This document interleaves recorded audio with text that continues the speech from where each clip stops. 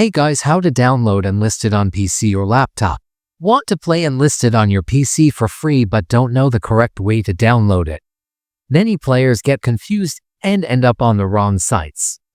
In this video, I'll show you step by step how to download Enlisted safely on your PC and start playing without any issues. Stay tuned. Now open web browser in your laptop, search the Steam link in description, and open the Steam website.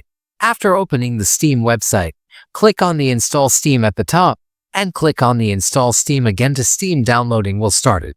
After Steam is downloaded, go to the Downloads folder on your laptop. And here install this Steam, double-click and install it. It is already installed in my PC. Then open Steam and create an account for this Steam. And then search for Enlisted in Steam. This is the first game in Enlisted.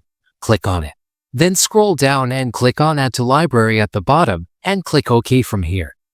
Enlisted game will add it to library. Click the top library, and find the Enlisted game from here. Click on it, and then click on Install and click on Install again, and accept. From here the installation of your game will start.